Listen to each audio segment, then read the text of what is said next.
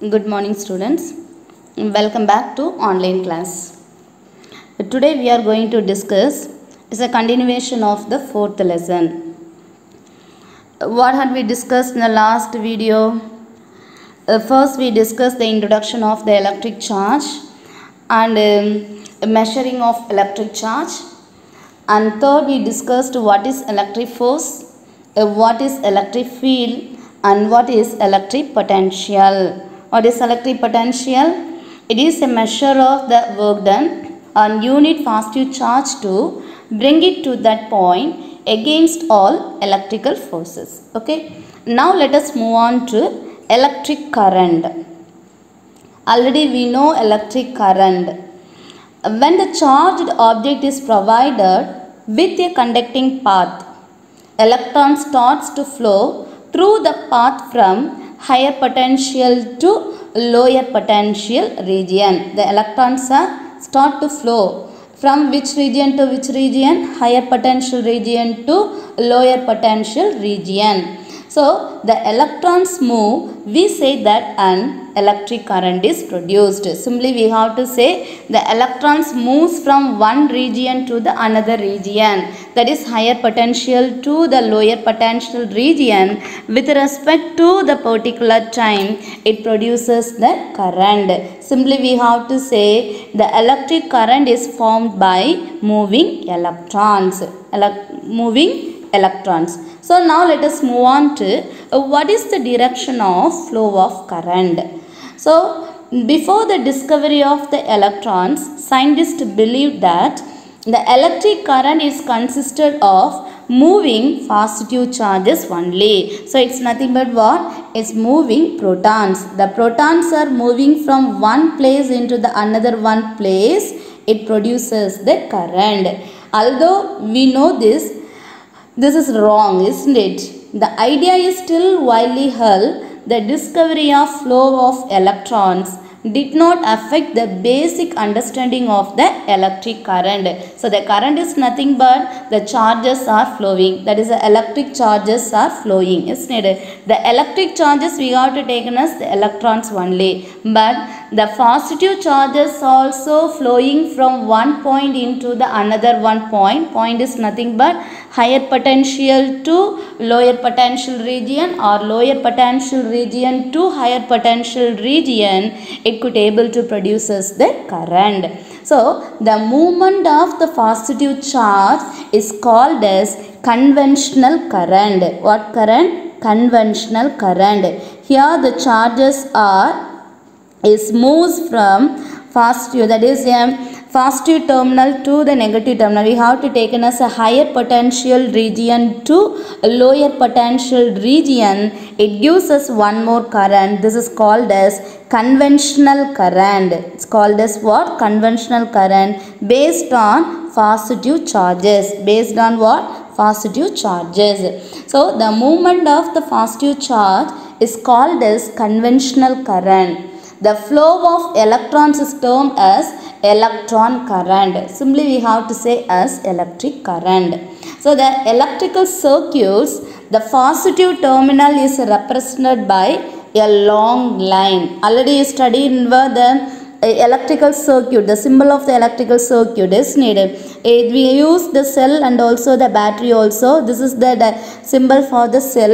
It consists of two lines, one long line and one short line. The long line is represented the positive terminal and the short line it represents the negative terminal. In the then what about the battery? It is a combination of more than one cell. That is, two or more cells are combined. This is only is called as what? It forms the cell battery. So this is the diagram for the cell and this is the diagram for the battery. This is the symbol of cell and this is the symbol of the battery. And this is given for the direction of the flow of current.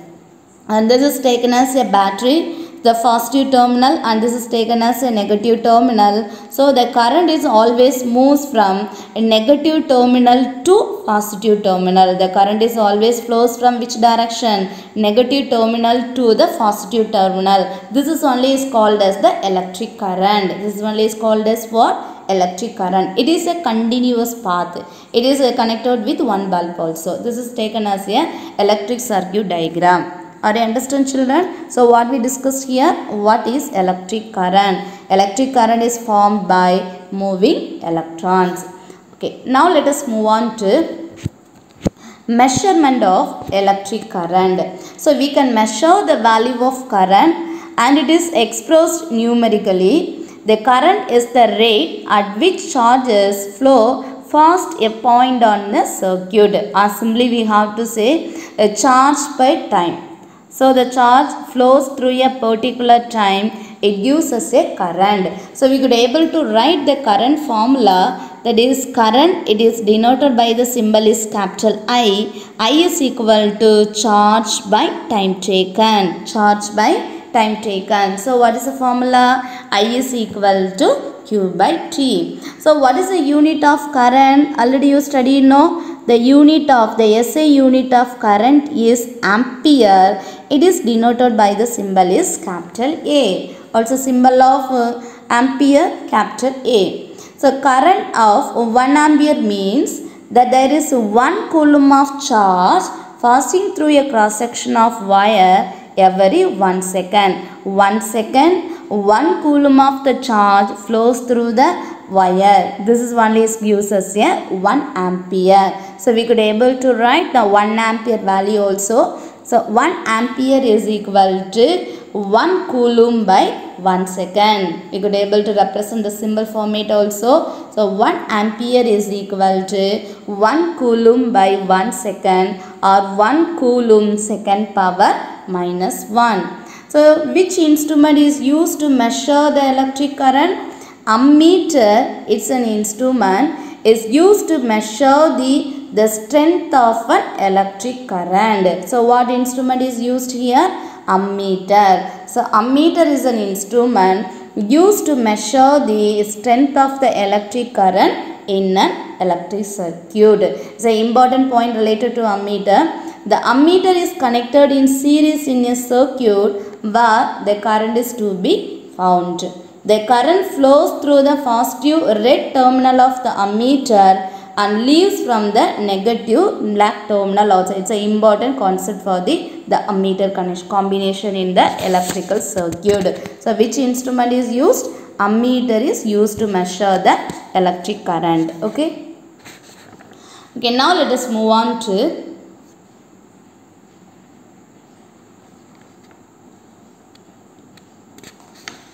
how the ammeter is connected in the electrical circuit. So see here, this is taken as battery. It's a positive terminal and the negative terminal. So the positive terminal of the battery is connected to the positive terminal of the ammeter, and negative terminal is connected towards the bulb, and the positive terminal is connected with the, this is taken as a key. Okay, you know the key, isn't it?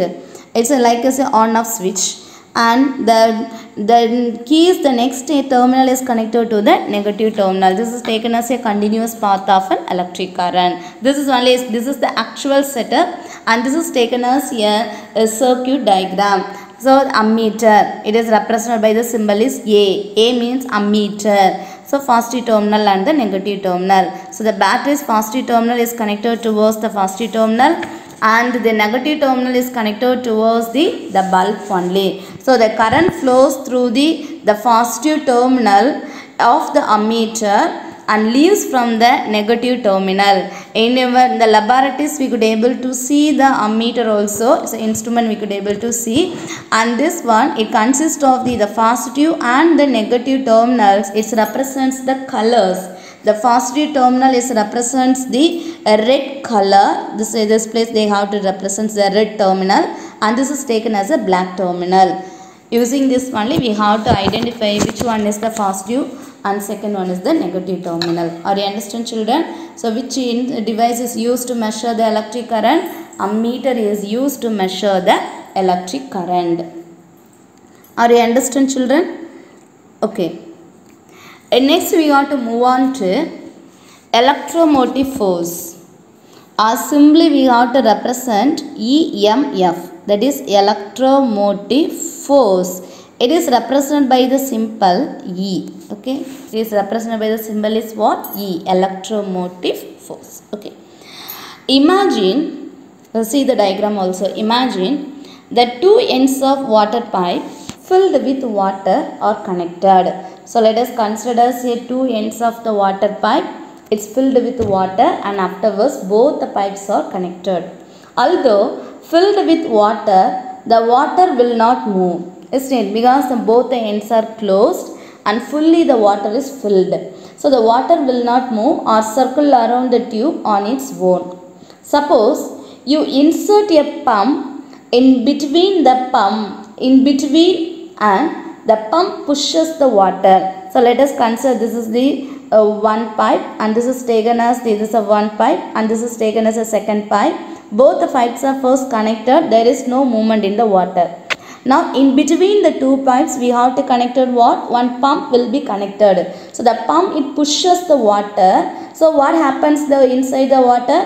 The water will start moving in the tube, because the pushing effect, or we have to apply the force only. The force is applied with the help of the pump. Afterwards, the water is not maintained in the still conditions. The water starts moving in the tube. Now, the moving water can be used to produce some work. We can insert a water wheel in between the flow and make it to rotate, and further use the rotation to operate machinery. So this work can be converted into the useful work, that is a movement, isn't it? Likewise, if you take a circular copper wire, let us consider a circular copper wire. Already you know it is full of free electrons, isn't it? Or it's nothing but full of electrons. The electrons only conduct the current. Yes or no? That's why we are taken as a copper wire. However, they are not moving in a particular directions.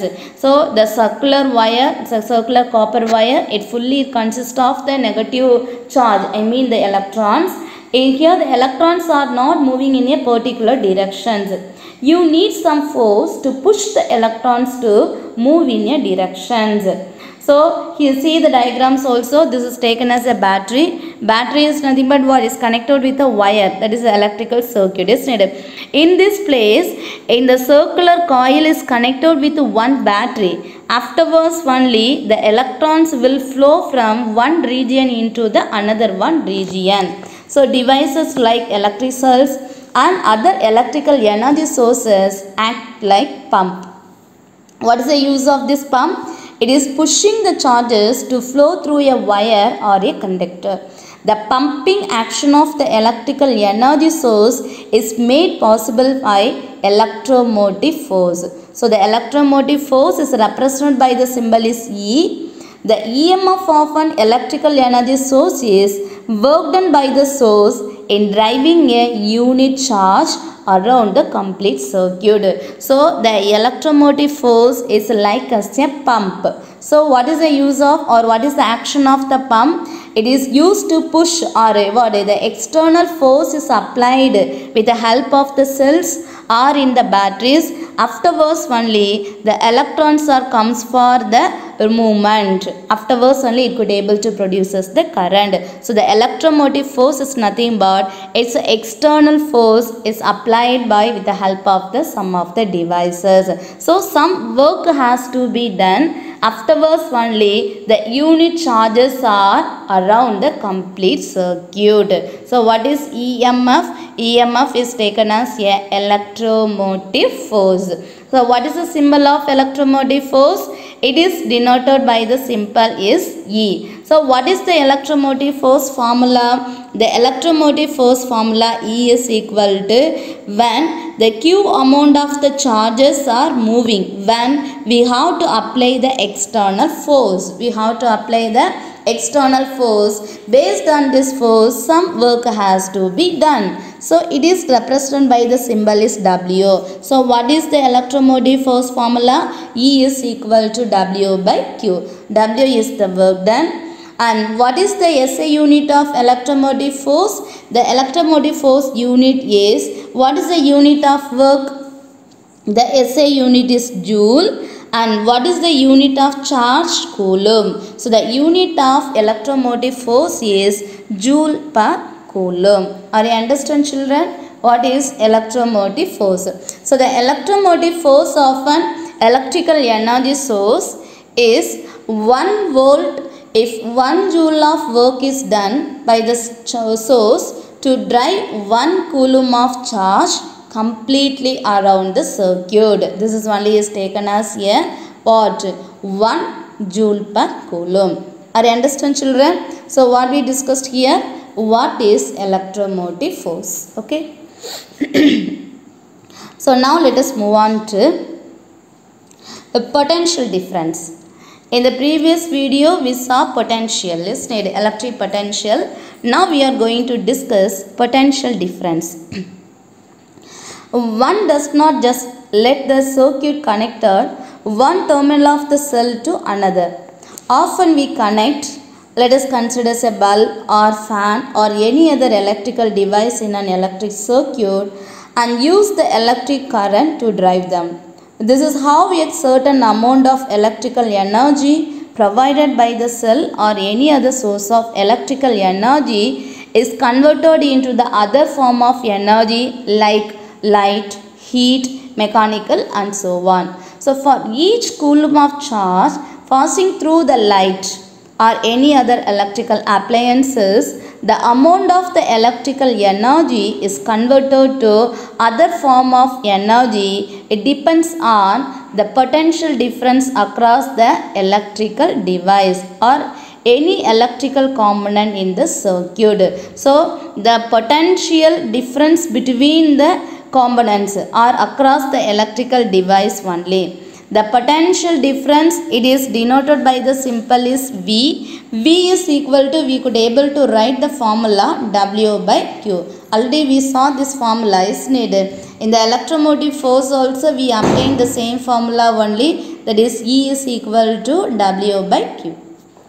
What is W? W is the work done. So the amount of the electrical energy is converted into the other form of the energy measured in joule, and Q is the charge measured in coulomb. So SI unit for both EMF and potential difference is same only. So we could able to use the unit is volt. What unit is used here?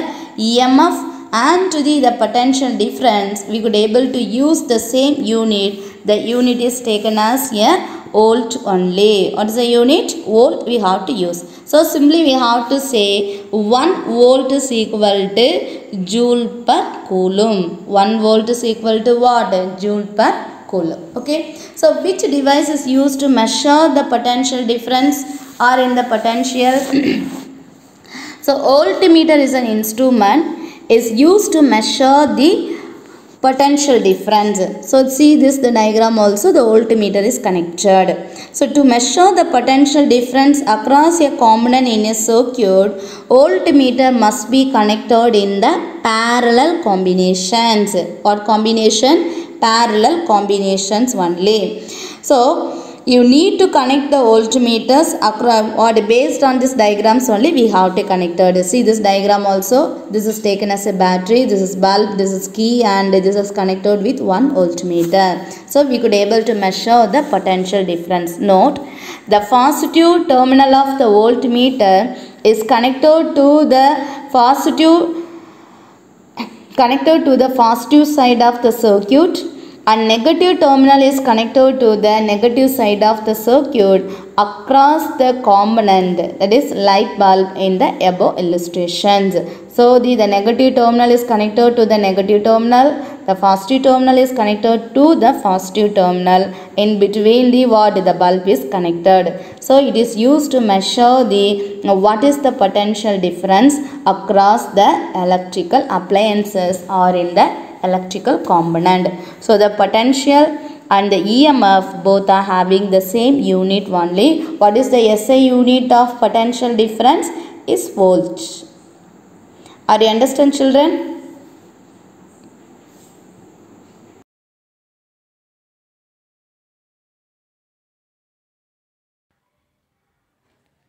Good morning, my dear students. Today we discuss metals, non-metals and metalloids.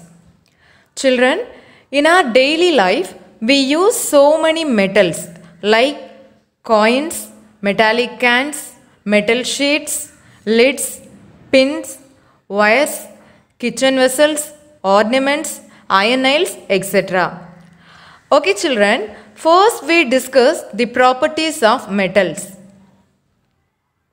Metals are very hot and strong nature except sodium and potassium, because you studied in your lower classes sodium and potassium are soft in nature. So except sodium and potassium, remaining metals are very hot and strong in nature.